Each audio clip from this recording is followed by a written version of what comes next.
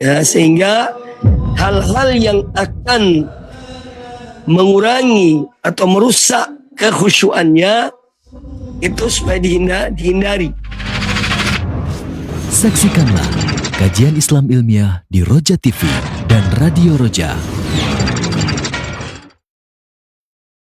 Simak Radio Roja Bogor 100.1 FM, Radio Roja Majalengka 93.1 FM, Radio Roja Palu 101,8 FM, dan Radio Roja Bandung 104.3 FM. Menebar cahaya sunnah.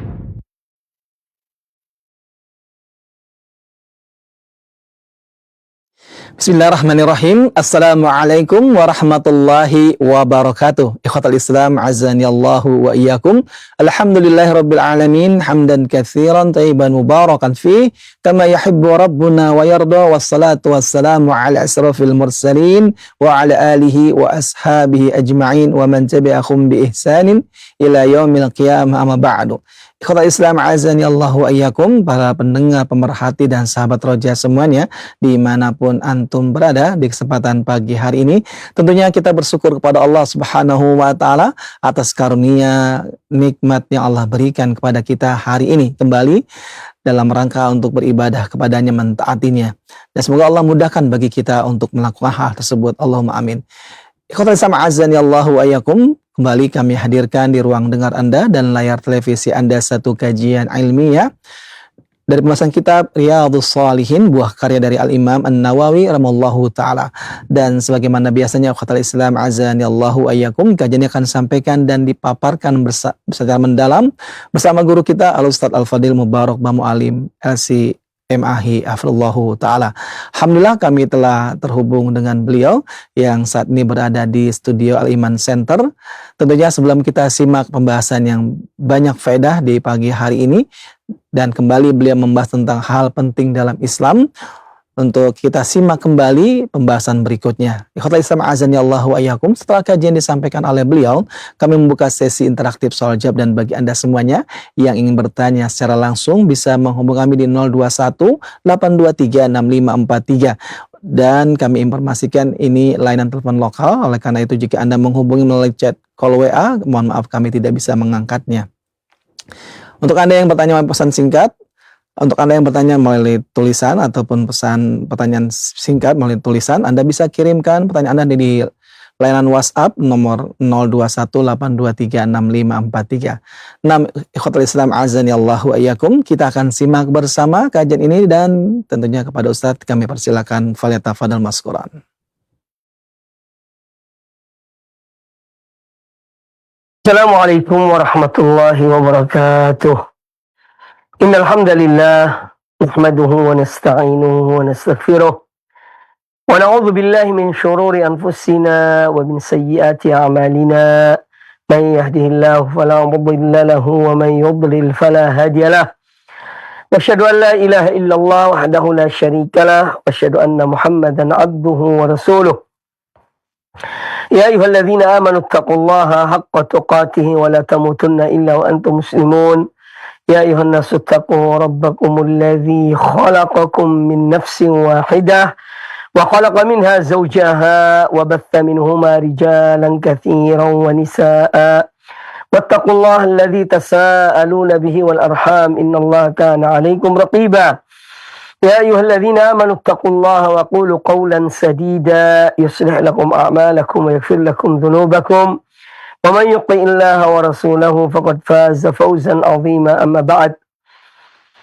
Kaum muslimin dan kaum muslimat, para pemirsa, para pendengar radio televisi Roja dimanapun Anda berada, semoga senantiasa dirahmati Allah Subhanahu wa Ta'ala.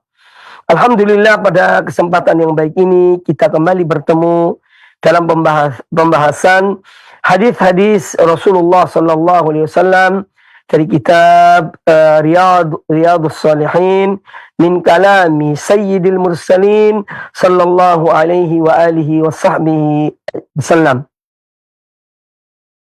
Pada kesempatan pertemuan yang lalu kita telah membaca secara panjang lebar dan detail kisah tentang Khalilullah, kekasih Allah, yaitu Nabiullah Ibrahim alaihi wa ala nabiyyina afdalus salati wat taslim, yang mana beliau diperintahkan oleh Allah Subhanahu wa taala untuk membawa putranya dan istrinya, yaitu Hajar dan Ismail, agar ditempatkan di sebuah lembah yang tandus, yaitu di kota Mekkah Al-Mukarramah, bumi yang paling dicintai oleh Allah dan dicintai oleh Rasulnya sallallahu alaihi wa alihi wasallam. Kisah itu sudah dijelaskan pada pertemuan yang lalu, bagaimana sikap Hajar ketika akan ditinggalkan oleh suaminya, yaitu Ibrahim, yang meninggalkan mereka berdua, ya, anak dan ibu, ya, di sebuah lembah yang tandus tersebut.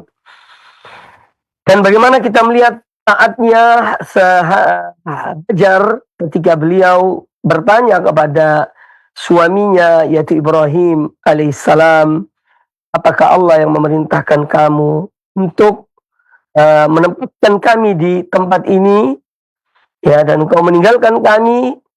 Maka dijawab oleh Ibrahim alaihissalam bahwa iya, itu adalah perintah Allah. Maka dengan iman yang kuat dan keyakinan Hajar kepada Allah Subhanahu wa taala, maka Hajar berkata, "Idzan lan yudayyi'ana." Kalau memang ini semua adalah perintah Allah, ya, agar kamu menempatkan kami di sini dan meninggalkan kami di sini berdua, maka berarti itu adalah tentu tidak akan disia-siakan oleh Allah Subhanahu wa taala. Ini sikap seorang wanita yang benar-benar kuat imannya dan kuat keyakinannya serta tawakalnya kepada Allah Subhanahu wa taala. Nah, sampai pada akhirnya, yaitu ya, Ibrahim datang pertama, kedua, kemudian sampai ketiga kali. Dan demikian pula Ismail telah menikah dengan istri yang pertama, kemudian disuruh oleh ayahnya agar dia menceraikan istri yang pertama, ya, kemudian dia menceraikan istri yang pertama dan kemudian menikahi lagi, lalu kemudian dia mendapatkan kecukupan, ya, dan Ibrahim menyuruh atau menyampaikan pada istri yang kedua dari Nabi Ismail agar tetap melanjutkan pernikahannya dengan istrinya tersebut, karena keberkahan yang ada dalam rumah tangga mereka. Kemudian juga kita melihat bahwa Nabiullah Ismail, ya, nikah dengan seorang wanita dari kabilah Jurhum yang berasal dari Yaman, dan beliau, Nabi Ismail, belajar bahasa Arab dari Jurhum, ya, dari kabilah Jurhum, yang mereka minta izin kepada ibunya, pada ibu Ismail, yaitu Hajar, agar mengizinkan mereka untuk menempati lokasi-lokasi yang dekat dengan mata air Zam-Zam itu. Dan diizinkan oleh Hajar, ya, dengan catatan bahwa mereka, ya, pendatang itu tidak boleh mengakui bahwa sumur itu milik mereka, ya, tapi itu tetap milik dari Hajar, ya, dan Ismail. Nah, ini kisah yang menarik. Oleh karena itu saya telah mengatakan pada pertemuan yang lalu bahwa kita akan mengambil pelajaran-pelajaran penting dari kisah ini. Ya, di antara pelajaran penting dari kisah ini yang pertama adalah yaitu para anbiya dan para rasul, ya, mereka adalah orang-orang yang bersegera di dalam menaati perintah Allah Subhanahu wa taala. Ya, mereka taat kepada Allah Subhanahu wa taala, sehingga Nabiullah Ibrahim Khalilullah alaihissalam beliau melaksanakan perintah Allah Subhanahu wa taala untuk menempatkan anaknya atau istri dan putranya Ismail di lembah yang tandus yang tiada pohon, tiada air dan seterusnya. Ya. Kemudian kita melihat juga bahwa mereka para anbiya itu, ya, selain mereka taat kepada Allah Subhanahu wa taala dan segera di dalam melaksanakan perintah-perintah Allah, yaitu mereka juga adalah orang-orang yang berkorban, ya, di dalam berdakwah di jalan Allah Subhanahu wa taala. Ya, mereka berkorban, ya, apa yang mereka miliki, ya, bahkan kita lihat dalam kisah ini bagaimana Ismail dan ibunya ditinggal pergi oleh Ibrahim dan meninggalkan mereka berdua di tempat itu. Ini satu bentuk pengorbanan yang menunjukkan betapa kuatnya iman mereka. Ya, salah satunya dalam kisah tentang ditinggalkannya Nabi Ismail dan ibunya di tempat yang tandus ini. Ya, maka berdakwah di jalan Allah Subhanahu wa taala pada hakikatnya memerlukan, ya, pengorbanan, memerlukan kesungguhan, memerlukan keikhlasan pada Allah Subhanahu wa taala, dan pasti Allah akan menolong orang-orang yang menolong agamanya, ya. Nah, oleh karena itu tidak boleh dalam berdakwah itu mencari dunia. Tetapi kalau dunia itu diberikan oleh Allah taala, ya, itu pun seorang tidak mengapa dia menerimanya, ya, tetapi mengharapkan dari dakwanya untuk kepentingan duniawi, maka ini termasuk hal yang tidak dibenarkan oleh agama, karena keikhlasan itu sangat penting dan Allah Subhanahu wa taala pasti akan menolong, ya, orang-orang yang ikhlas di dalam berdakwah menyeru manusia kepada agama Allah Subhanahu wa taala. Kemudian kita melihat juga kisah ini menunjukkan kepada kita betapa kuatnya tawakal, ya, Ibrahim ketika dia meninggalkan istrinya, dan betapa tawakalnya Hajar ketika beliau ditinggalkan oleh suaminya, yaitu oleh Ibrahim. Ya, beliau ditinggalkan bersama putranya yang masih dalam buayan, masih sangat kecil. Jadi menunjukkan bahwa orang yang bertawakal pada Allah Subhanahu wa taala, Allah pasti akan mencukupinya. Allah pasti akan melindunginya. Ya, jadi keyakinan Hajar kepada Allah Subhanahu wa taala ini menjadikan teguh imannya, dan beliau menghadapi apa yang harus beliau hadapi, ya, yaitu kesendirian bersama putranya di tanah tandus tersebut. Ini menunjukkan kekuatan imannya dan keyakinan Hajar kepada Allah Subhanahu wa taala. Makanya orang yang yakin pada Allah taala dan dia bertawakal pada Allah Subhanahu wa taala, Allah Subhanahu wa taala akan mencukupinya, akan melindunginya, akan memeliharanya, ya, dari berbagai macam hal-hal yang tidak diinginkan oleh mereka atau orang yang bertawakal itu. Nah, kita melihat di sini bagaimana keyakinan Hajar pada Allah Subhanahu wa taala. Ya, dia spontan menjawab ucapan suaminya ketika beliau bertanya, "Apakah Allah yang memerintahkan kamu, wahai Ibrahim, untuk meninggalkan kami di tempat yang tandus ini?" Ya, maka spontan ketika Nabi Ibrahim mengatakan iya, Hajar langsung mengatakan bahwa idzan lan yudayyi'ana. Kalau memang ini perintah Allah, ya, maka tentu dan pasti Allah tidak akan menyia-nyiakan kami. Ya, pasti Allah tidak akan menyia-nyiakan kami. Ternyata apa yang diyakini, ya, oleh Hajar itu benar terjadi dan terwujud. Ya, dan sampai saat ini kita melihat bagaimana tanah haram atau Masjidil Haram, ya, dilindungi dan dijaga oleh Allah Subhanahu wa taala, ya, dan diberikan keberkahan-keberkahan yang luar biasa banyaknya. Jadi negeri yang tandus itu, yang tidak ada buah-buahannya, tapi apabila kita mencari buah-buahan, segala macam buah-buahan ada di kota Mekah, ya. Ini menunjukkan keberkahan.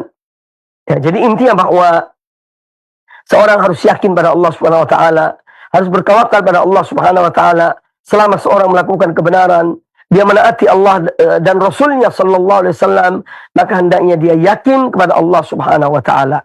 Ya, karena keyakinan kepada Allah Subhanahu wa taala itulah yang akan memberikan dampak yang sangat baik. Ya, memberikan akibat yang sangat baik bagi orang yang bertawakal kepada Allah Subhanahu wa taala. Kemudian ada pelajaran yang diambil dari kisah tentang Nabi Ibrahim dan istrinya Hajar dan putranya Ismail. Ketika Nabi Ibrahim akan meninggalkan ya putranya dan istrinya di tanah tandus itu, ya setelah mereka berpisah, ya kemudian di balik gunung, artinya di tempat yang tidak dilihat oleh Hajar dan Ismail, Nabiullah Ibrahim berdoa dengan menghadap ke Baitullah, ya menghadap ke akal Baitullah, yang bakal dibangun di situ Baitullah, kiblatnya manusia, kaum mukminin. Dia berdoa pada Allah Subhanahu wa taala. Dan ini menunjukkan bahwa di antara adab-adab dalam berdoa adalah menghadap kiblat. Ya, meskipun seorang kalau berdoa kapan saja, di mana saja, ya itu dianjurkan walaupun tidak menghadap ke arah kiblat. Namun di antara adab-adab ya berdoa, hendaknya seorang berdoa dia menghadap ke arah kiblat, ya, dia menghadap ke arah kiblat. Demikian pula kita melihat Nabi SAW ketika beliau berdoa, ya beliau menghadap ke kiblat waktu perang Badar, ya beliau mohon pada Allah Azza wa Jalla itu sambil menghadap ke arah kiblat. Maka ini diantara adab-adab dalam doa yang seyogianya seorang muslim atau muslimah ya melaksanakannya ketika dia berdoa, meskipun hukumnya adalah sunnah. Kemudian juga kita melihat tentang apa yang ditinggalkan atau setelah munculnya air Zam-Zam atau sumur Zam-Zam ketika itu, maka makanan dan minuman ya yang dimiliki oleh Hajar dan putranya Ismail itu hanya air Zam-Zam. Itu hanya air Zam-Zam. Ya, karena air Zam-Zam itu adalah sebagaimana disabdakan oleh Nabi alaihissalatu wassalam, ta'amu tu'min syifa sukmin. Bahwa air Zam-Zam itu adalah ya makanan ya yang bisa dimakan, ya artinya diminum ya tentunya, dan dia adalah merupakan penyembuhan bagi setiap penyakit. Nah, ini menunjukkan keutamaan air Zam-Zam, air yang diberkahi oleh Allah Subhanahu wa taala. Ya, cuman sayangnya kadang-kadang kita jumpai ada ya khurafat-khurafat dari sebagian kaum muslimin, ya mereka menggali sumur di suatu daerah yang jauh, ya bahkan di seberang laut. Kemudian mereka mengatakan ya bahwa sumur ini cabang dari sumur Zam-Zam. Ini semua ada dusta. Ini semua adalah kebohongan ya untuk menarik manusia, untuk memakan hak manusia dan batil, maka mereka mengadakan omongan-omongan itu. Ya, bahwa sumur ini sumur yang berkah karena apa? Ini sambungan dari Zam-Zam yang ada di Mekah. Ini kedustaan karena tidak takut pada Allah Subhanahu wa taala. Ya, yang penting mereka itu dapat duit, ya, mengumpulkan duit, harta, memakan harta manusia dan batil, ya, dengan mengadakan kebohongan-kebohongan, ya. Seandainya sumur Zam-Zam itu, ya, patut dia itu ada sumbernya yang mengalir ke tempat lain, tentu kota Madinah yang paling pantas mendapatkan sumber langsung, ya, sambungan langsung dari Mekah air Zam-Zam ke Madinah. Tetapi Nabi SAW selama beliau di kota Madinah tidak pernah ada hadis atau informasi dari beliau sallallahu alaihi wasallam ya bahwa ada sumur Zam-Zam atau cabang dari sumur Zam-Zam di kota Madinah. Nah, ini menunjukkan kedustaan. Maka setiap kaum muslimin, siapa saja, ya, apabila Anda mendengar di satu tempat-tempat kesyirikan, ya, yang di sana berbagai macam perbuatan-perbuatan yang tidak sepatutnya dilakukan, kemudian ada orang-orang yang mendakwakan, Ya, karena di situ misalnya digali sumur. Sumur ini adalah cabang dari sumur Zam-Zam. Semua itu adalah dusta. Semua itu adalah bohong. Semua itu adalah untuk menarik, untuk memakan harta-harta kaum muslimin dengan batil. Maka jangan percaya. Ya, tidak boleh kita itu percaya kepada omongan-omongan itu. Ya. Sekarang kita buktikan.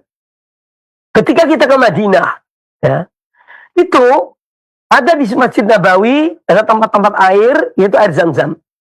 Itu diambil, dibawa dengan tangki-tangki dari kota Mekah. Dibawa ke Madinah. Kemudian dimasukkan di tempat-tempat air di Masjid Nabawi.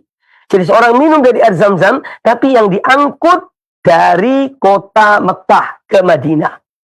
Jadi hal-hal yang sangat kita sayangkan. Kalau masih ada kaum muslimin, ya, yang kok berani berbohong. Ya, berani berbuat sesuatu yang untuk mendapatkan kepentingan duniawi, ya, dan menipu kaum muslimin, membohongi kaum muslimin. Ini suatu hal yang kita mohon perlindungan pada Allah Subhanahu wa taala. Dan semoga kaum muslimin menyadari hal itu. Semoga mereka menyadari bahwa propaganda tentang adanya sumur-sumur Zam-Zam di beberapa tempat, ya, karena mereka gali sumur di situ, ini adalah sebuah kebohongan. Ini adalah sebuah kebohongan, maka jangan sampai kita tertipu. Kemudian hadis kisah tentang Ibrahim dan Hajar dan Ismail juga memberikan pelajaran kepada kita tentang ibadah haji yang kita lakukan ini banyak, ya, dari terambil dari sejarah perjalanan Nabi Ibrahim, ya, di kota Mekah. Ya. Kita dianjurkan minum air Zam-Zam. Kita dianjurkan tawaf, bahkan diwajibkan kita tawaf ketika haji atau umrah. Nah, ini semua adalah merupakan ringkasan dari kejadian yang terjadi pada peristiwa Ibrahim, Hajar dan Ismail. Kemudian ada sa'i, ya, kita berlari-lari ketika antara Safa dan Marwah.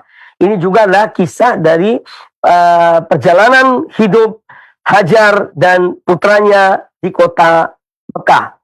Jadi banyak, ya, peristiwa-peristiwa atau ibadah-ibadah yang kita lakukan, manasik-manasik yang kita lakukan waktu ibadah haji atau umrah.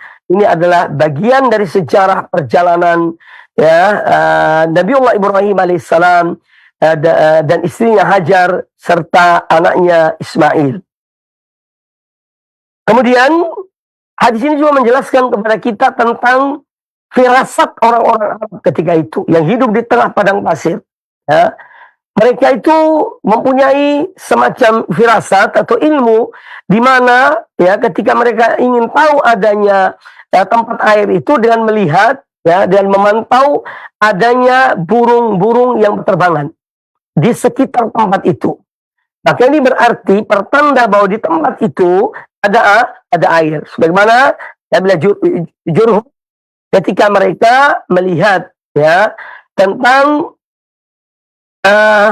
berbolak-baliknya burung-burung berterbangan di suatu lokasi yang mereka tidak pernah lewat lokasi itu.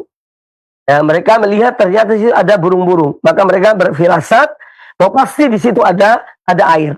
Ya, maka mereka mengutus orang untuk mencari tahu. Ternyata betul di sana ada sumur dan di situ ada seorang ibu dengan putranya. Kemudian datanglah mereka sebagian dari kabilah Jurhum itu untuk kemudian meminta izin kepada Hajar agar mereka diizinkan untuk menempati atau membangun kemah-kemah, ya, di sekeliling tempat tersebut. Kemudian bahwa ketika disebutkan dalam kisah ini, ya, bahwasanya Ismail ta'allama al-arabiyyata minhum. Beliau belajar bahasa Arab dari kabilah Jurhum yang dari Yaman. Ini merupakan bukti sejarah, ya, bukti sejarah bahwasanya bahasa Arab itu sudah ada sebelum kedatangan Ibrahim membawa istri dan anaknya di kota Mekah, ya. Jadi mereka adalah asal usulnya, yani Jurhum itu adalah dari orang-orang Maka sudah saya katakan waktu itu, supaya yang komentar bahwa mereka bukan Arab dan lain sebagainya, saya pelajari lebih mendalam. Jangan asal bunyi dalam berbicara. Karena sekarang ini setiap orang berbicara, punya ilmu atau tidak punya ilmu, dan bukan bidangnya, itu dia nimbrung berbicara di bidang tersebut. Ya. Nah, ini yang menjadikan kerusakan. Salah satu penyebab kerusakan ya di muka bumi ini karena apa? Yaitu karena orang berbicara ya bukan pada bidang ilmunya, ya bukan pada bidang ilmunya. Kemudian kalau ada hadis yang mengatakan ya yang berbunyi Inda Ibrahim wa Ismail alaihi wassalatu wassalam nataqa bil Arabiyah, ini adalah hadis yang dhaif, hadis yang lemah ya, yang tidak yang tidak bisa dijadikan sebagai dalil atau bukti. Jadi dalam kisah ini bahwa Nabi Ismail belajar bahasa Arab dari kabilah Jurhum. Kemudian juga hadis ini menjelaskan kepada kita tentang adanya atau bolehnya menggunakan kata-kata yang memberikan makna ya sindiran untuk mentalak, untuk menceraikan seorang wanita. Ya, sebagaimana Nabi Ibrahim ketika datang ya dan bertemu dengan ketika itu Nabi Ismail sedang tidak berada di tempat, tidak berada di rumahnya, bertemu dengan istri dari Nabi Ismail. Kemudian Nabi Ibrahim bertanya kepada istrinya, kepada istri Ismail, ya gimana keadaan hidup kalian? Kata dia, kami dalam keadaan sulit, dalam keadaan sempit dan seterusnya. Kemudian Nabi Ibrahim ya dia memberikan kalimat ya pesan kepada istri Ismail agar menyampaikan kepada suaminya ya kepada Ismail, yaitu apa? Beliau menyuruh supaya pintu rumah ini diganti ya. Ini sebetulnya adalah kinayah ya atau sindiran ya yang mengarah kepada agar dia menceraikan istrinya, agar Ismail menceraikan istrinya. Jadi ini hal-hal yang dibolehkan. Nah, oleh karena itu dari sini apabila ada orang atau seorang suami berbicara dengan sindiran yang itu mengarah kepada keinginannya untuk menceraikan istrinya, ya, walaupun dia tidak terang-terangan, maka itu jatuh talak, ya, jatuh talak. Ya, walaupun dia tidak mengatakan kamu saya ceraikan, tidak. Dan dia dengan sindiran-sindiran dan niatnya dalam hatinya itu bahwa dia memang niat untuk dia ingin menceraikan istrinya. Ya, tatkala dia ucapkan kalimat sindiran itu, maka jatuh talaknya. Ini jatuh talaknya. Kemudian kita melihat dalam kisah ini juga bahwa Nabiullah Ismail ketika kembali ke rumahnya dan disampaikan oleh istrinya bahwa tadi ada orang tua datang dan dia berpesan ini dan itu, maka kata Nabi Ismail, itu adalah ayahku, dia memerintahkan aku untuk menceraikan kamu. Ya, dia memerintahkan aku untuk menceraikan kamu. Dan maka kemudian Nabi Ismail menyuruh istrinya untuk kembali kepada kerabatnya atau kepada keluarganya. Kemudian hadis ini juga menjelaskan kepada kita tentang ya dibolehkannya ya bagi seseorang tatkala dia memiliki istri yang tidak baik akhlaknya, tidak baik moralnya, ya dan seterusnya. Yang intinya banyak hal-hal yang buruk pada diri istri ini, itu dibolehkan menceraikannya. Ya, dibolehkan untuk menceraikannya. Tentu setelah dia berupaya, suami berupaya untuk menasehati, untuk membimbing, mengarahkan istrinya. Tetapi kalau tetap seperti itu, tidak berubah, maka suami berhak menceraikan istrinya. Ya, suami berhak menceraikan istrinya, terutama wanita-wanita yang tidak bersyukur pada Allah Subhanahu wa taala. Dengan mereka tidak bersyukur, berterima kasih pada suami-suami mereka. Ya, wanita-wanita yang tidak tahu terima kasih. Ya, suaminya berbuat baik, tapi tetap dia itu berbuat yang tetap berakhlak yang jelek pada suaminya. Ya, maka ini dalam agama boleh diceraikan. Nah, kalau dalam segi akhlak, ya, itu seorang suami menceraikan istrinya, maka ya, apalagi istri yang tidak sholat, ya, istri tidak pernah sholat, diperintahkan oleh suaminya suruh sholat, dibimbing, diarahkan, dinasihati, tetap tidak sholat, maka ya, maka suami ceraikan istrinya. Demikian pula sebaliknya. Ketika ada seorang wanita yang soleha, dia mendapatkan suami yang tidak sholat, ya, tidak sholat, maka dia berhak. Setelah dia menasihati suaminya, ya, dia berhak untuk meminta diceraikan, ya, khulu.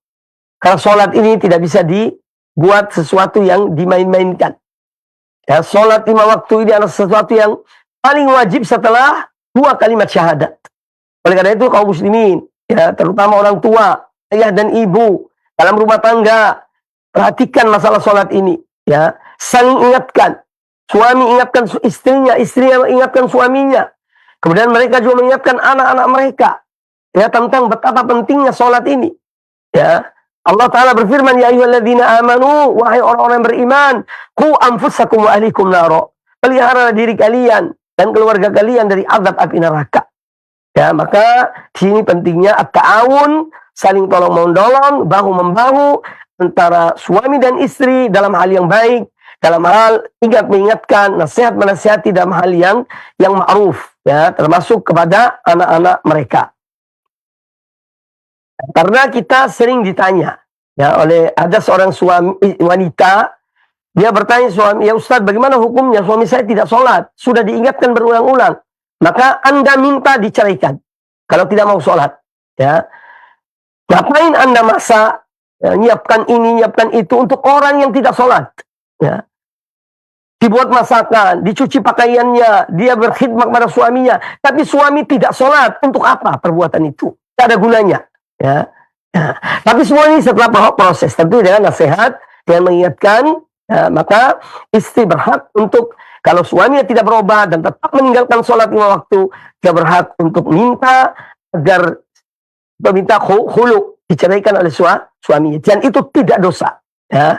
Itu tidak, bahkan justru, ya, harus demikian, ya. Semua tentu dengan didahului oleh peringatan, oleh nasihat, kalimat-kalimat yang baik, ya. Semoga suaminya sadar. Tapi kalau juga tidak sadar, maka istri berhak untuk khulu, meminta diceraikan oleh suaminya. Kemudian hadis kisah ini juga menjelaskan kepada kita betapa sayang seorang ibu pada anaknya. Ya, kita melihat bagaimana Hajar ketika beliau berbolak-balik, ya, mencari air, ya, atau cari orang yang mungkin ada di situ, ya, untuk keselamatan putranya, anaknya. Ya, maka dari itu anak itu wajib, ya, untuk dia berbakti pada orang tuanya, terutama ibunya. Nabi SAW pernah ditanya oleh seseorang, ya Rasulullah, siapa orang yang paling patut aku berbuat baik? Kata Nabi SAW, ibumu. Kemudian orang itu bertanya kedua kalinya, kemudian siapa ya Rasulullah? Ibumu. Kemudian bertanya lagi ketiga kali, kemudian siapa? Ibumu. Ya, kemudian siapa? Baru ayahmu. Maka ini hal-hal yang harus diperhatikan, terutama untuk anak-anak, jangan sampai durhaka kepada orang tua, apalagi kepada ibunya, ya, apalagi kepada ibunya yang telah mengandung, ya, hamil selama 9 bulan, kemudian dia merawat, dia memelihara, dia menjaga dan seterusnya, ya, maka sudah seyogianya, ya, berbuat baik kepada kedua orang tua. Jadi Islam ketika memerintahkan kita berbakti pada orang tua, pada hakikatnya adalah, ya, Islam ingin menanamkan kepada anak-anak kaum muslimin agar jangan lupa kepada jasa orang-orang yang pernah berbuat baik kepadamu. Ya. Jangan lupa. Ya. Oleh karena itu, uququl walidain, durhaka kepada orang tua, apalagi ibu, ini perbuatan dosa besar setelah syirik pada Allah Subhanahu wa Ta'ala. Ya. Ini. Demikian pula siapa saja yang pernah berbuat baik pada kita, hendaknya kita tidak lupa pada mereka. Kita menjadi manusia karena mereka. Ada Allah Subhanahu wa Ta'ala, ya, supaya kita ini tahu diri, Ya, lihat cermin pada diri kita. Kamu itu berhasil, siapa yang mendidik kamu? Ya, nah ini hal-hal yang penting. Karena seorang kalau dia lupa, ya dia apalagi berbuat jelek kepada orang, pernah berbuat baik padanya, itu akan ada akibatnya. Cepat atau lambat dia akan merasakan akibatnya. Akibat buruk dari perbuatannya. Jadi Islam ya menginginkan kepada kita untuk tetap berbuat baik ya kepada orang-orang yang pernah berbuat baik kepada kita. Itu ajaran Islam, ajaran Quran dan sunnah Nabi SAW. Maka jangan mengikuti hawa nafsu. Jangan mengikuti hawa nafsu. Hawa nafsu ini menyesatkan kita. Ya, hawa nafsu menyesatkan seorang. Ya, tapi ikutilah dalil Quran dan sunnah ya dengan secara benar. Kemudian kisah ini juga menjelaskan kepada kita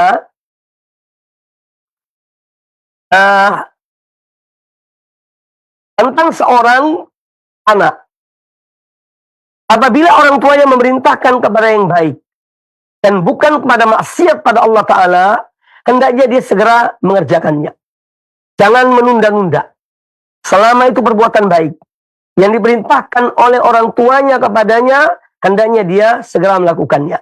Ini terambil dari apa yang dilakukan oleh Nabiullah Ismail alaihissalam ketika istrinya bilang bahwa ada orang tua yang berpesan agar kamu mengganti pintu rumah ini, maka dipahami oleh Ismail bahwa itu adalah perintah untuk menceraikan istrinya. Dan langsung beliau menceraikan istrinya. Jadi intinya bahwa apabila orang tua kita memerintahkan kepada hal-hal yang baik, ya, dan bukan maksiat pada Allah Ta'ala, hendaknya kita segera mengerjakannya. Ya, segera mengerjakannya. Kemudian hadis ini juga menjelaskan kepada kita tentang kita ini dianjurkan untuk bersabar ketika menghadapi kehidupan yang mungkin sulit, kehidupan yang mungkin kita diuji oleh Allah Subhanahu wa taala dengan ujian-ujian kefakiran, kemiskinan, hendaknya sabar. Jangan sampai tidak sabar, ya. Jangan sampai tidak sabar. Ya, kalau tidak sabar itu justru nanti akan berdampak buruk. Tapi hendaknya sabar, menerima, ya, dan terus berdoa mohon pada Allah Subhanahu wa taala dan terus meningkatkan kesyukuran kita pada Allah Azza wa Jalla. Apapun yang diuji oleh Allah kepada manusia, nikmat Allah tetap lebih banyak dibandingkan dengan ujian-ujian Allah itu. Maka marilah menjadi hamba Allah yang bersyukur pada Allah Ta'ala, ya, dan berterima kasih kepada manusia. Ya. La yashkurullaha man la yashkurun nas. Tidak bersyukur pada Allah orang yang tidak berterima kasih pada manusia. Ya, ini akhlak Islam. Ini akhlak salafus saleh radhiyallahu anhum ajma'in. Ya, maka jangan kita hanya bisa berbicara tentang manhaj akidah salaf, tapi kita jauh dari akhlak dan moral para salafus saleh. Ya, ini satu ketimpangan yang sangat. Demikian pula amanah-amanah yang diberikan, ya, hendaknya diamalkan, dijalankan, ya, dikerjakan, dipraktekkan, ditunaikan, dan khianat pada amanah-amanah yang kita diamanati, ya. Ya, ini satu perbuatan yang akan menjerumuskan seorang ke dalam, ya, azab Allah Subhanahu wa taala kalau dia tidak bertobat pada Allah Subhanahu wa taala. Ma'asyiral muslimin rahimakumullah, para pemirsa dan para pendengar radio dan televisi Roja dimanapun Anda berada. Nah, ini diantara pelajaran-pelajaran yang diambil dari kisah perjalanan Ibrahim ketika membawa putra beliau dan istrinya Hajar ke tanah haram, ya, ke tanah haram. Dan itu semua atas perintah Allah Ta'ala. Dan apa yang kita lihat sekarang ini merupakan buah dari ketaatan Ibrahim, Hajar dan Ismail kepada perintah Allah Subhanahu wa Ta'ala. Mereka bersabar, ya, mereka menjalani kehidupan ini yang tetap mentauhidkan Allah, tetap taat pada Allah, dan tetap bertawakal, bergantung kepada Allah Subhanahu wa taala.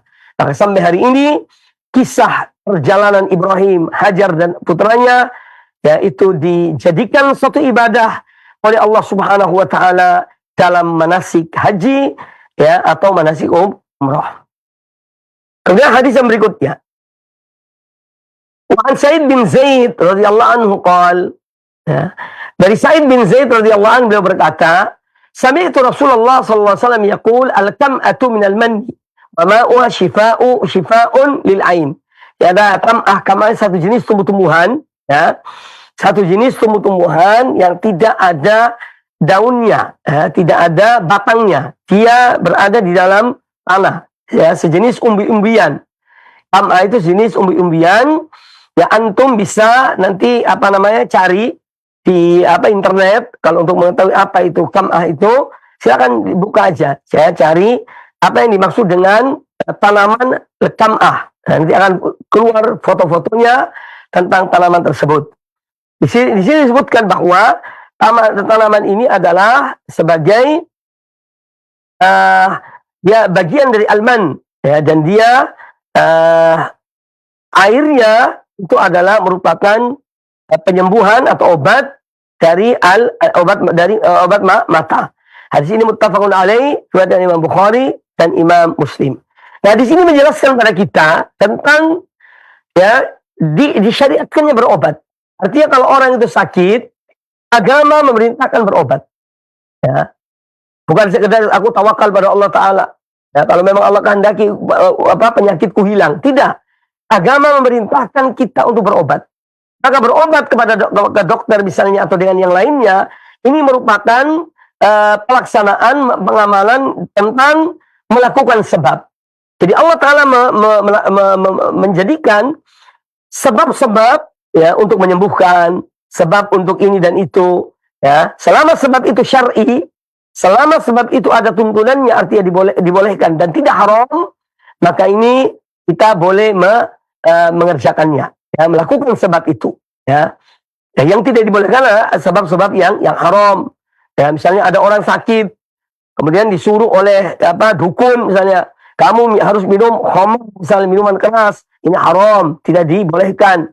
Atau seorang bermimpi, ya, datang oleh syaitan mengatakan pada dia yang sakit ini, kamu harus minum dari kencingmu, misalnya. Ini semua adalah syaitan dan itu tidak benar, ya. Itu tidak benar. Jadi boleh berobat dan hal-hal yang dihalalkan oleh Allah Subhanahu wa taala, ya, dan kita dianjurkan melakukan sebab. Adapun selebihnya kita serahkan pada Allah Ta'ala. Karena berobat itu adalah salah satu sebab, ya. Namun yang menyembuhkan adalah Allah Subhanahu wa Ta'ala. Dia yang menyembuhkan. Dia yang menyembuhkan. Ya, bukan manusia menyembuhkan, tapi Allah Subhanahu wa Ta'ala. Jadi dokter, obat, ya, dan yang lainnya itu hanya sebab. Dan kita dianjurkan untuk melakukan sebab, ya. Kita dianjurkan untuk melakukan sebab. Ya, selebihnya kita serahkan pada Allah Subhanahu wa Ta'ala. Baik. Kemudian kita masuki kitab al-istighfar. Hal-hal yang berkaitan dengan mohon ampun kepada Allah Ta'ala. Istighfara yastaghfiru. Istighfar. Kata An-Nawawi rahimahullah Ta'ala, kitabul istighfar. yakni hadis-hadis yang akan datang, ya, di dalam kitab istighfar ini semua berkaitan dengan istighfar. Ya, nanti akan ada bab-bab yang dibawakan oleh Nawawi, ya, dan di situ ada dalil-dalil baik dari Al-Qur'anul Karim ataupun dari hadis-hadis Nabi sallallahu alaihi wasallam berkaitan dengan istighfar, yaitu memohon ampun kepada Allah Ta'ala. Ya, kita dianjurkan, bahkan kita diperintahkan oleh Allah, ya, untuk beristighfar kepadanya. Ya, astaghfiru rabbakum innahu kana ghaffara. Kalian sungguhnya dia zat yang maha pengampun. Apalagi manusia, ya, tidak ada yang luput dari kesalahan, tidak ada yang luput dari dosa, ya, sebagaimana disabdakan oleh Nabi sallallahu alaihi wasallam, kullu bani adam khata'un wa khairul khata'in at-tawwabun. Setiap bani Adam itu pasti banyak berbuat kesalahan, banyak berbuat dosa, ya. Dan sebaik-baik orang yang berbuat dosa itu adalah, ya, adalah orang yang banyak bertaubat kepada Allah Ta'ala. Apa beda antara taubat dan istighfar? Istighfar itu dan menggunakan lisan. Seorang mengucap astagfirullah, atau astagfirullah alladzi la ilaha illa huwal hayyul qayyum wa atubu ilaihi, atau astagfirullah wa atubu ilaihi, atau membaca sayyidul istighfar. Jadi istighfar itu memohon ampun pada Allah Ta'ala dengan ucapan lisan. Sedangkan taubat itu menghentikan perbuatan dosa yang seorang lakukan dengan fisiknya. Dihentikan. Seorang pernah minum khamr, atau dia kebiasaan minum khamr, minuman keras, minum arak. Kemudian dia bertobat, dia berhenti dari minum khamr. Ya, dia berhenti dari minum khamr, ini berhenti dari perbuatan minuman khamr. Ini taubat namanya. Sambil dia istighfar, mohon ampun pada Allah Ta'ala atas perbuatan-perbuatan yang pernah dia lakukan, yaitu dalam hal minum minuman keras. Ya, jadi taubat itu berhenti dari perbuatan dosa dengan fisik. Istighfar adalah memohon ampun kepada Allah Ta'ala dan lisan. Itu di antara perbedaan ya, tentang antara taubat dan istighfar. Ya, taubat dan istighfar. Kemudian babul amri bil istighfar wa fadlihi. Ya, atau wa fadluhu. Wa fadlihi. Bab tentang perintah untuk beristighfar. Dan bab tentang keutamaan istighfar. Ya.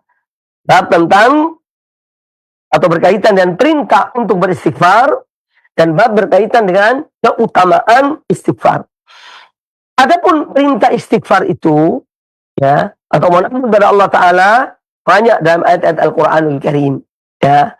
Di antaranya yang dibawakan oleh An-Nawawi rahimahullah Ta'ala ya, yaitu surat Muhammad ayat yang ke-19. Surat Muhammad ayat yang ke-19. Wastaghfir li dzambika. Ya. Wastaghfir li dzambika. Allah perintahkan kepada Nabi alaihi salatu wassalam untuk memohon ampun pada Allah Ta'ala. Wastaghfir li dzambika. Dan mohon ampunlah engkau kepada akan dosa-dosamu. Ya, mohon ampun engkau kepada Allah akan dosamu. Jadi perintah Allah kepada Nabi alaihi salatu wassalam untuk memohon ampun untuk dirinya, ya, dan juga untuk kaum mukminin. Ya. Wa liman taba alaika dan untuk memohon ampun pada Allah Ta'ala untuk orang-orang yang bertobat, ya, yang beriman kepada Nabi alaihi salatu wassalam. Kemudian juga disebutkan dalam surat An-Nisa, ayat yang ke-106. Surat An-Nisa ayat yang ke-106. Allah Ta'ala berfirman, Wastaghfirillaha innallaha kana ghafurar rahima. Ya, dan mohon ampunlah engkau kepada Allah, sesungguhnya Allah zat yang Maha Pengampun dan Maha Penyayang. Ya, jadi ini juga perintah Allah kepada Nabi alaihi salatu wassalam, ya, agar beliau mohon ampun pada Allah Ta'ala. Ya, demikian pula orang-orang yang berbuat kezaliman. Kalau saja Nabi sallallahu alaihi wasallam seorang yang tidak pernah berbuat dosa, dalam arti beliau menjaga dirinya dari bermaksiat pada Allah Ta'ala, ya, beliau diperintahkan oleh Allah untuk istighfar, mohon ampun pada Allah Ta'ala. Apalagi kita sebagai manusia biasa, ya, yang banyak berbuat dosa. Ya, hampir setiap hari kita ini berbuat dosa, entah kita sadari atau tidak, entah dosa besar atau dosa kecil, ya, kita selalu berbuat dosa. Nah, oleh karena itu sudah seyogyanya kita memperbanyak, ya, mohon ampun, beristighfar kepada Allah Subhanahu wa Ta'ala.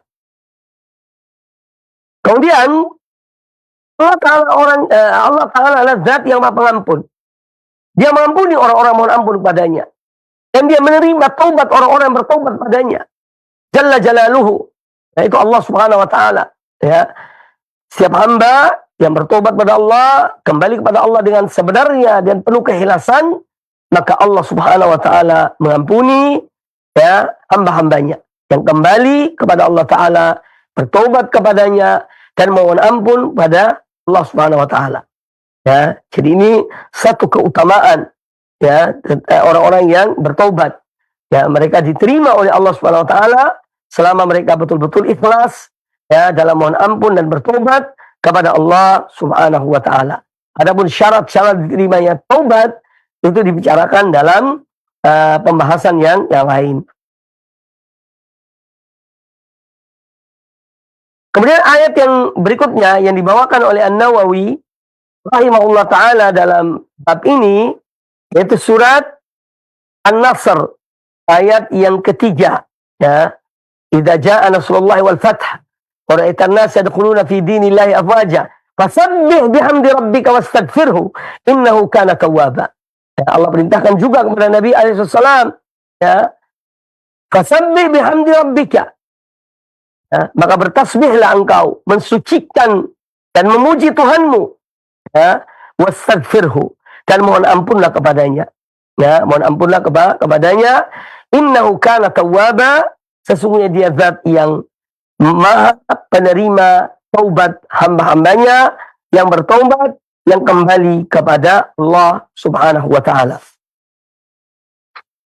Kemudian di antara dalil yang lain yang dibawakan oleh An-Nawawi rahimahullah taala, ya, dari Al-Qur'anul Karim tentang taubat ini, ya, atau istighfar, itu disebutkan dalam surat Ali Imran ayat yang ke-15, ya, dan seterusnya. Ya. Allah disebutkan, ya, wal mustaghfirina bil ashar, dan orang-orang yang mereka memohon ampun kepada Allah di waktu sahur. Waktu sahur artinya di akhir malam. Ya, waktu sahur arti akhir malam.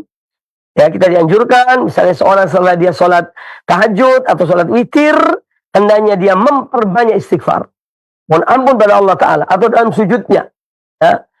Atau dalam sujudnya. Bahkan ada salah satu macam dari doa iftitah.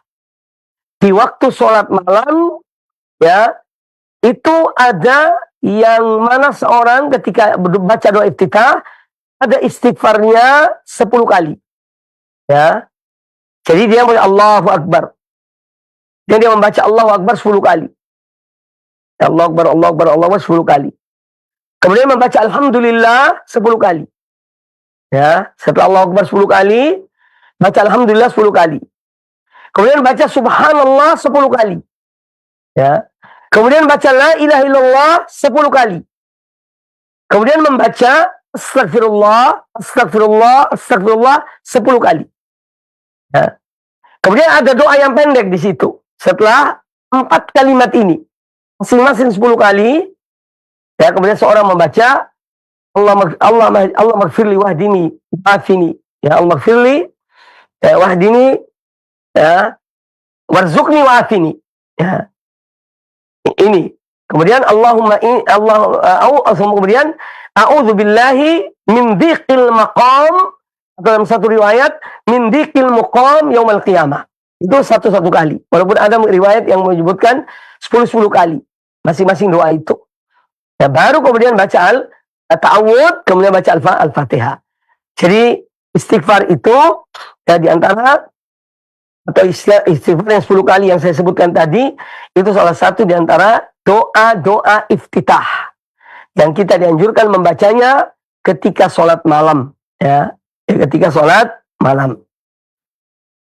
Nah, jadi intinya bahwa kita dianjurkan setelah sholat malam, setelah sholat tahajud atau witir, untuk memperbanyak istighfar, memohon ampun pada Allah Subhanahu wa taala. Ya, memang tidak ada bilangan tertentu. Dia setelah sholat baca berapa kali, Ustaz? Ya, apa 50 kali, 100 kali? Tidak ada ketentuan itu. Intinya kita membaca istighfar. Dan istighfar yang paling afdal adalah sayyidul istighfar. Ya, ini istighfar, lafaz istighfar yang paling afdal, yaitu sayyidul istighfar. Allahumma anta rabbi la ilaha illa anta khalaqtani wa ana 'abduk wa ana ala ahdika wa wa'dika mastata'tu. A'udzu bika min syarri ma sana'tu, abu'u laka bi ni'matika 'alayya wa abu'u bi dhanbi faghfirli fa innahu la yaghfiru dzunuba illa anta. Ya, ini sigo istighfar atau bentuk istighfar yang paling lengkap. Makanya disebut sayyidul istighfar. Karena dia mengandung banyak hal yang luar biasa, ya, dalam ucapan tersebut. Makanya kata Nabi SAW, barang siapa membaca sayyidul istighfar ini di pagi hari, kemudian dia meninggal di siang hari, dia masuk surga. Barang siapa membacanya di sore hari, kemudian dia meninggal di malam hari, ya, maka dia masuk surga. Karena keutamaan dari sayyidul istighfar.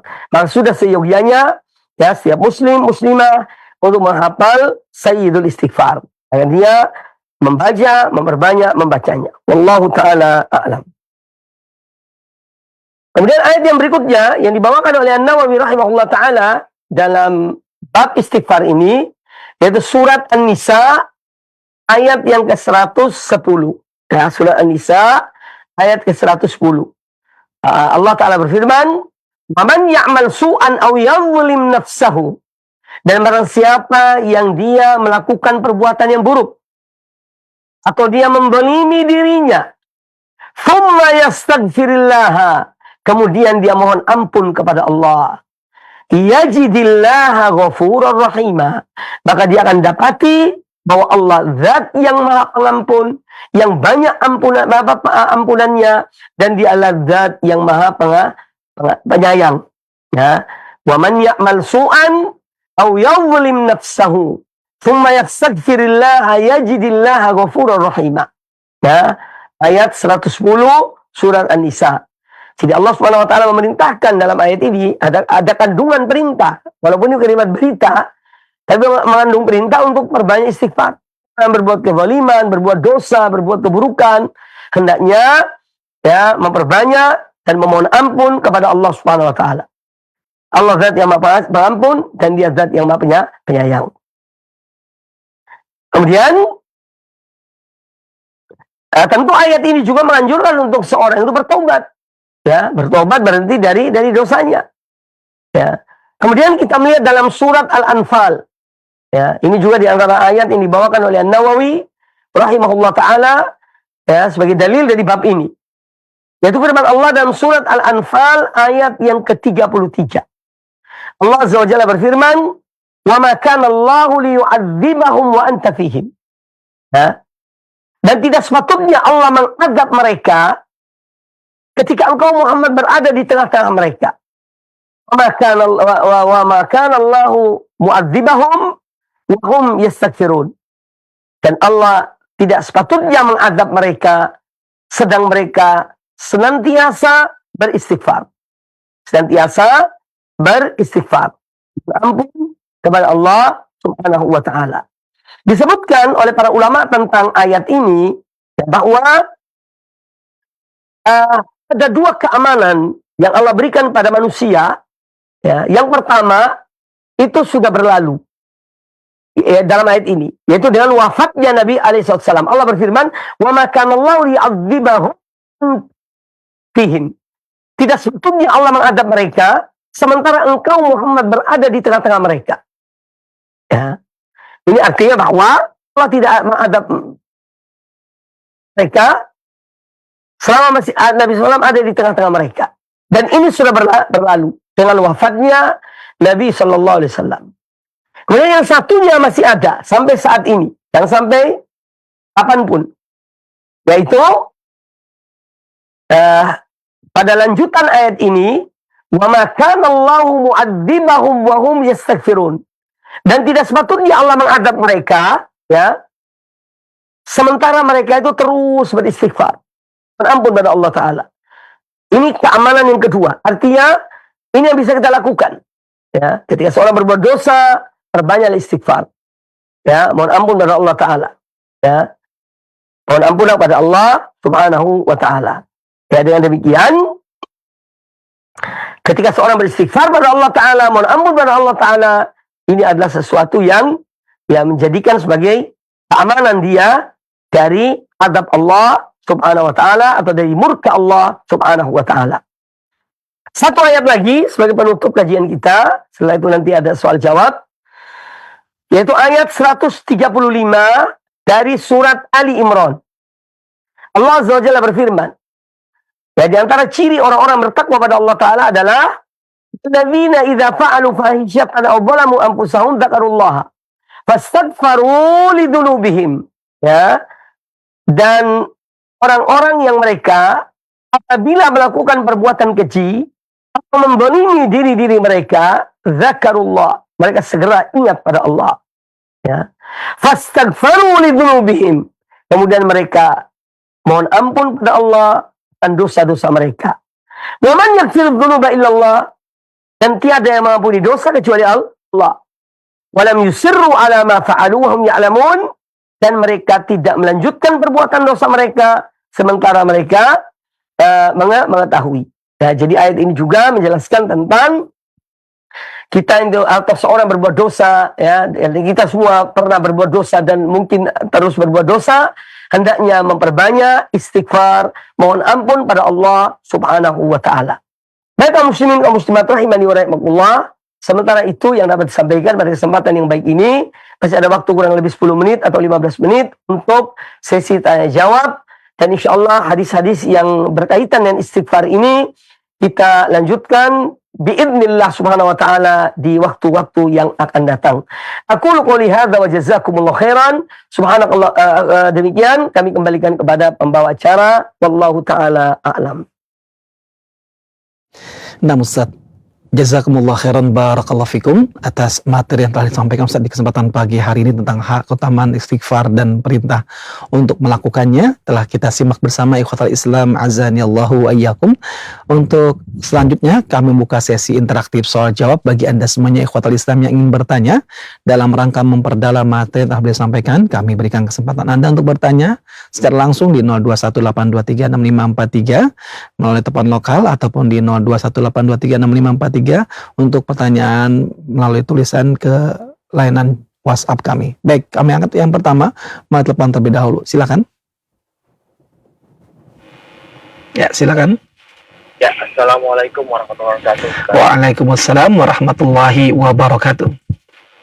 Ustaz, izin saya dari Jakarta. Nah, Mau meneruskan terkait pada saat kita sholat, setelah sholat wajib kita kan ada zikir ya. Nah, pada saat kita zikir itu kan kadang-kadang juga ada kajian ya. Kajiannya dimulai kan setelah sholat. Nah, pada saat kita berzikir si ustadz yang mengisi kajiannya kan beri salam. Nah, kita senangnya itu kita menjawab salamnya atau meneruskan zikir yang setelah sholat wajibnya. baik. Satu ini. Terus yang kedua terkait istighfar. Istighfar itu kan banyak macamnya ya, Ustaz ya. Nah, kalau yang saya pernah tahu itu untuk yang kita setelah sholat pada waktu mau tidur itu kan ada zikir yang 3 kali yang Astagfirullahaladzim alladzi la ilaha illa huwal hayyul qayyum wa atubu ilaih. Nah, itu apakah sesuai sunnah atau seperti tidak? Nah, syukran, jazakallahu khairan. Wa jazakallahu khairan. Baik, barakallahu fiik. Dan tadi kita lupa tidak bertanya nama dan alamat ya. Baik, untuk jawaban kami sampaikan kepada Ustaz untuk memberikan jawaban. Silakan Ustaz. Baik, tentang atau pertanyaan yang pertama, ketika seorang sedang berzikir di masjid setelah misalnya entah sholat subuh atau sholat maghrib, kemudian ada seorang atau ustadz atau orang lain masuk dan dia mengucapkan salam sementara seorang sedang berzikir, apakah dia jawab salam atau tidak jawab salam? Dia melanjutkan zikirnya. Jawabannya adalah dia menjawab salam, ya, kemudian baru lanjutkan zikirnya. Bahkan seorang ketika sedang baca Al-Quran misalnya, ya, selagi ngaji, kemudian ada orang masuk, Assalamualaikum, ya, maka kita sementara berhenti baca Quran kita, ya, kemudian kita menjawab salam, karena baca Quran bisa dilanjutkan, ya, sedangkan salam itu ya tidak ditunda. Begitu ada orang salam, kita menjawab Assalamualaikum warahmatullahi wabarakatuh, kemudian kita lanjutkan baca Qurannya atau zikirnya sebagaimana yang ditanya dalam pertanyaan tadi. Kemudian yang kedua, bahwa sigho atau bentuk-bentuk istighfar itu banyak. Ya, ada yang pendek, ada yang panjang. Ya, yang pendek itu astagfirullah, astagfirullah, astagfirullah, astagfirullah, terus berbanyak. Itu istighfar yang pendek. Ada kemudian agak panjang, ya, ada tambahannya astagfirullah wa atubu ilaih, astagfirullah wa atubu ilaih, astagfirullah wa atubu ilaih. Itu juga. Kemudian lebih panjang dari itu, astagfirullah alladzi la ilaha illa huwal hayyul qayyum wa atubu ilaih. Ya. Yang saya tahu bacaan ini adalah atau istighfar ini ya kapan saja kita baca boleh. Ya, saya belum mendapatkan dalil yang mengatakan bahwa istighfar ini dibaca ketika akan tidur. Ya, wallahu a'lam. Saya belum dapat tentang dalil yang mengatakan bahwa istighfar ini dibaca ketika sebelum tidur. Kemudian yang keempat yaitu seorang membaca Sayyidul Istighfar. Ya. Allahumma anta rabbi la ilaha illa anta khalaqtani wa ana 'abduka wa ana 'ala ahdika wa 'adika mastata'tu a'udzu bika min syarri ma sana'tu abu'u laka bi ni'matika 'alayya wa abu'u bi dhanbi faghfir li fa innahu la yaghfiru dzunub illa anta. Ya. Ini doa, ini dia bisa dijadikan atau salah satu dari bacaan zikir pagi petang. Ya, pagi hari atau seorang misalnya mau istighfar baca itu juga tidak mengapa. Ya, nah, ini yang tentang macam-macam istighfar. Ya, jadi ada yang pendek, ada yang panjang, dan ada Sayyidul Istighfar.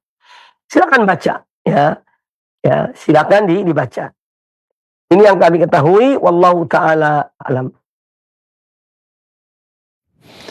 Nah Ustaz, jazakumullah khairan barakallahu fikum atas jawaban yang telah diberikan Ustaz, dan kita akan angkat kembali pertanyaan berikutnya di line telepon 021 823 6543. Kami persilakan kepada Anda untuk bertanya yang sudah terhubung. Ya, silakan. Assalamualaikum Pak Ustaz. Waalaikumsalam warahmatullahi wabarakatuh. Dengan siapa Bapak dan berada di mana? Iskandar Pak dari Kalimantan Timur. Masya Allah Pak Iskandar. Silakan Pak Iskandar. Ini saya mau tanyakan Pak masalah witir. Sholat witir itu Pak bilangnya, ada orang bilangnya apa sholat witir itu kalau kita misalnya habis sholat isya lalu ambil witir, bilangnya tidak bisa sudah sholat di belakangnya. Apakah betul? Apakah sholat witir itu betul penutupan sholat Pak Ustaz? Dan kedua, aku sering laksanakan witir cuma 1 rakaat kalau misalnya mepet waktu. Apakah itu tidak paham begitu anunya Pak Ustaz kalau mepet waktu, karena saya seorang kaum ini marbot dekat waktu saya sholat witir cuma 1 rakaat saja. Apakah itu diperbolehkan juga Pak Ustaz? Itu saja 2 pertanyaan Pak Ustaz. Baik, terima kasih. Assalamualaikum warahmatullahi wabarakatuh. Waalaikumsalam warahmatullahi wabarakatuh. Terima kasih Pak Iskandar atas pertanyaannya, dan kepada Ustaz kami persilakan untuk menjawab. Silakan Ustaz. Baik, tentang sholat witir, ya, sebetulnya pernah saya jelaskan, cuman mungkin sudah agak waktu yang lama. Jadi sholat witir itu, ya, dikerjakan setelah sholat ba'diyah isya, ya, seorang langsung sholat witir 3 rakaat misalnya, kemudian tidur. Ini berdasarkan hadis Abu Hurairah radhiyallahu anhu dan Abu Darda, ya, bahwa Nabi SAW mewasiatkan kepada mereka ini agar witir sebelum tidur, ya, agar sholat witir sebelum tidur. Jadi kita boleh sesekali kita amalkan hadis ini, ya. Kemudian yang kedua, sholat witir itu dilakukan pada akhir sholat malam, ya. Ini juga ada keutamaannya, yaitu karena itu waktu-waktu yang mustajab, ya, waktu-waktu yang mustajab. Maka seorang misalnya dia sholat di akhir waktu, ya, dia bangun malam, kemudian sholat tahajud misalnya 2 rakaat atau 4 rakaat, kemudian dia sholat witir, ditutup dengan sholat witir, ya. Kemudian dia berdoa dan seterusnya. Ini hal yang dianjurkan dan ini lebih afdal karena di waktu yang mustajab. Kemudian hal yang penting yang harus diingat juga, apabila seorang dia sudah sholat witir setelah sholat isya. Jadi setelah sholat isya, dia sholat ba'diyah isya 2 rakaat, kemudian dia tutup dengan witir 3 rakaat misalnya. Apakah boleh dia sholat, ya, di malam hari, mungkin bangun jam 3 malam misalnya, maka silahkan dia sholat, bangun jam 3 malam sholat, ya, tahajud. Tapi tidak ada witir lagi. Jangan sholat witir lagi. Karena dia sudah mengawali sholat witir di awal waktu. Karena dia tidak sholat witir lagi. Ini yang harus dipahami. Jadi kalau seorang sudah sholat witir di malam waktu setelah sholat Isya, dia tidak witir lagi di saat malam hari ketika dia bangun. Cukup sholat yang genap-genap saja. 2 rakaat salam, 2 rakaat salam, 2 rakaat salam, dan tidak ada witir lagi. Karena sudah dilakukan di awal waktu. Kemudian yang kedua, pertanyaannya, bolehkah seorang sholat witir 1 rakaat? Ya, jawabannya boleh. Kalau memang dia misalnya terlambat bangun, ya, dan tidak ada waktu kecuali mungkin hanya satu rakaat, silakan dia lakukan. Ya, tapi lebih afdalnya yaitu 3. Karena ada pendapat sebagian ulama, bahkan sebagian sahabat ada yang melakukan witir 1 rakaat, dan itu dibolehkan. Ya, jadi seorang kalau memang tidak ada waktu lagi, kecuali hanya 1 rakaat, maka silakan dia sholat witir 1 rakaat. Wallahu ta'ala a'lam. Nah Ustaz, jazakumullah khairan barakallahu fikum atas jawaban yang telah diberikan Ustaz. Demikian jawaban Bapak Iskandar, mudah-mudahan dapat diamalkan. Nah, ikhlas sama azani Allah wa yakum, kami angkat kembali pertanyaan telepon di 0218236543. Kami persilakan kepada Anda yang telah terhubung. Ya, silakan. Assalamualaikum. Waalaikumsalam warahmatullahi wabarakatuh. Dengan siapa Ibu dan berada di mana? Aryani di Majalengka. Baik, Ibu Aryani Majalengka. Silakan Ibu Aryani. Izin bertanya Ustadz, bagaimana dengan suami Ustadz yang tidak memperbolehkan istrinya pergi pengajian Ustadz? Katanya lebih wajib mengurus rumah tangga daripada pergi pengajian. Sedangkan suami sendiri tidak bisa memberikan, maksudnya tidak bisa mengajarkan ilmu agama Ustadz pada istri. Ini bagaimana menyikapi hal ini Ustadz? Apakah saya berdosa Ustadz jika saya pergi pengajian Ustadz sementara suami saya melarangnya Ustadz? Itu saja Ustadz, terima kasih. Assalamualaikum. Waalaikumsalam warahmatullahi wabarakatuh. Terima kasih kembali, dan kepada Ustadz kami persilakan untuk menjawab. Silakan. Baik. Yang ditanyakan tadi itu, ya, yang pertama bahwa suami tidak berhak melarang seorang istri untuk datang pengajian. Ya, selama pengajian itu, ya, artinya pengajian yang betul-betul mengajarkan Quran dan Sunnah dari pemahaman yang benar. Kemudian kajian itu tidak mengganggu suami atau tidak mengganggu istri, atau tidak menjadikan istri melalaikan tugas-tugas dan kewajiban dia terhadap suami. Maka suami tidak berhak untuk melarang. Kecuali kalau istrinya tidak melakukan kewajiban, dia kemudian mungkin keluar seenaknya, ya, atau tidak melaksanakan tugas-tugasnya terhadap suami, kewajibannya pada suami, maka suami berhak menegur, menasihati istrinya agar dia melakukan tugas dan kewajibannya. Ya, kalau istri sudah melakukan tugas dan kewajibannya pada suami, pada rumah tangga, ya, kemudian ada kajian, ya, dan itu bisa dijangkau, ya, kajian para ibu misalnya, para wanita, maka suami tidak berhak melarang. Suami tidak berhak melarang istrinya untuk menghadiri kajian itu selama ada waktunya, ya, dan tepat dan tidak mengganggu kerjaan dan tugas istri dalam rumah tangga. Kalau suami terus melarang, maka dia dosa. Atau yang kedua, dia harus mengajarkan istrinya, ya. Karena dia melarang dari istri yang mengambil ilmu dari tempat lain, maka dia harus mengajarkan kepada istrinya. Ya. Dia mengajarkan pada istrinya hal-hal yang wajib bagi dia, ya, terhadap istrinya, untuk hal-hal yang wajib diajarkan pada istrinya. Ya, kalau tidak, ya berarti suami ini adalah orang yang ego dan dia hanya mau untuk kepentingan dirinya dan dia tidak melaksanakan apa yang diperintahkan oleh Allah Ta'ala. Ya ayyuhalladzina amanu qu anfusakum wa ahlikum naro. Pelihara diri kalian dan keluarga kalian dari azab api neraka. Dan itu sebetulnya bisa dikompromikan, bisa diomongkan dengan cara yang baik antara suami dan istri. Ya. Dan istri berhak menuntut di akhirat kelak, ya, bahwa suaminya tidak bolehkan dia untuk ikut kajian. Ya, itu bisa menjadi tuntutan di akhirat kelak.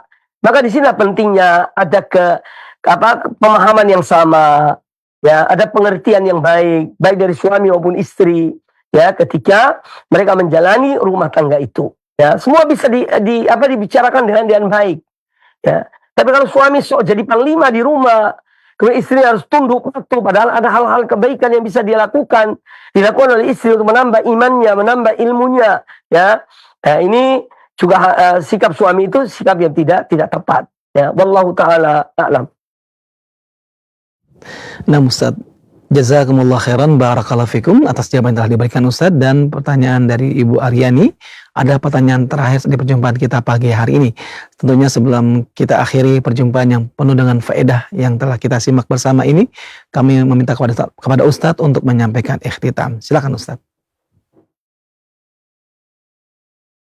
Baik kaum muslimin, kaum muslimat, para pemirsa dan para pendengar radio TV Roja dimanapun Anda berada, semoga apa yang kita dengarkan tadi bermanfaat bagi kita semuanya. Dan terus marilah kita belajar menuntut ilmu. Kita selalu mohon pada Allah Ta'ala, Allah manfa'na bima 'allamta, Allah manfa'ni bima 'allamtani, ya, wa 'allimni ma yanfa'uni wa zidni ilman. Ya Allah, berikan manfaat pada apa yang ilmu yang Engkau ajarkan pada aku, dan ajarkanlah pada aku ilmu yang bermanfaat, dan tambahilah aku ilmu. Ini adalah hendaknya selalu kita mohon pada Allah Subhanahu wa Ta'ala. Karena dengan ilmu seorang, ya, dia bisa menjalani agama ini dengan sebaik-baiknya dan menjalani kehidupan dengan sebaik-baiknya, artinya berdasarkan pada ilmu dan taufik dari Allah Subhanahu wa Ta'ala. Ya, demikian apa yang dapat disampaikan pada kesempatan yang baik ini. Ya, semoga Allah Subhanahu wa Ta'ala menganugerahkan kepada kita ilmu yang bermanfaat dan amal yang soleh. Allah manfa'na bima 'allamtana wa 'allimna ma yanfa'una wa zidna ilman. Demikian, jazakumullah khairan. Lebih kurangnya saya mohon maaf. Ya, dan saya ucapkan jazakumullah khairan kepada semuanya. Aku qouli hadza subhanakallah wa bihamdika asyhadu an la ilaha illa anta astaghfiruka wa atubu ilaik. Wa sallallahu wa sallam wa barak ala nabiyyina wa ala alihi washabihi ajma'in. Walhamdulillahirabbil alamin. Tsumma assalamu alaikum warahmatullahi wabarakatuh. Waalaikumsalam warahmatullahi wabarakatuh. Kami ucapkan terima kasih banyak kepada guru kita Al-Ustadz Al-Fadil Mubarak Bamu Alim LC-MHI Afrullahu Ta'ala yang telah memberikan waktunya di kesempatan pagi hari ini untuk menyampaikan ilmu yang bermanfaat untuk kita semuanya, dan juga atas jawaban-jawaban yang telah beliau paparkan untuk kita semua dan materi yang telah beliau sampaikan secara mendalam untuk kita semuanya. Kami ucapkan terima kasih banyak kepada beliau. Jazakumullah khairan, barakallahu fikum. Semoga Allah menjaga beliau di sana dan juga meluaskan keilmuan beliau sehingga semakin banyak faedah ilmu yang dapat kita ambil dari perjumpaan bersama beliau, insyaallah, Allahumma amin. Dan juga kami ucapkan terima kasih banyak untuk rekan-rekan kami Roja Cilengsi dan rekan-rekan kami di studio STD Aliman Center. Ya, studio Aliman Center, kami ucapkan terima kasih banyak untuk kru di sana. Jazakumullah khairan, barakallahu fikum atas kerjasamanya dapat menghadirkan kajian ini di tengah-tengah kalangan kaum muslimin. Untuk Anda semuanya ikhwatal Islam azani Allahu wa iyyakum yang telah menyimak kajian ini, baik Anda yang menyimak melalui radio, televisi dan maupun sosial media lainnya yang ditayangkan oleh Roja, kami ucapkan terima kasih banyak atas kebersamaan Anda. Jazakumullah khairan, barakallahu fikum. Nantikan kembali pembahasan lanjutan dari kitab Riyadhus Shalihin yang akan disampaikan oleh beliau insyaallah pada pekan yang akan datang. Akhir kalam kami sampaikan kepada Anda semuanya ikhwatal Islam azani Allahu wa iyyakum.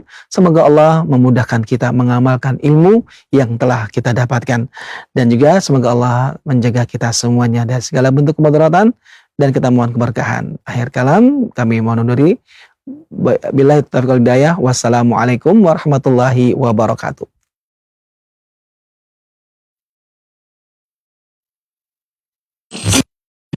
Radio Roja Bogor 100.1 FM, Radio Roja Majalengka 93.1 FM, Radio Roja Palu 101,8 FM, dan Radio Roja Bandung 104.3 FM. Menebar cahaya sunnah.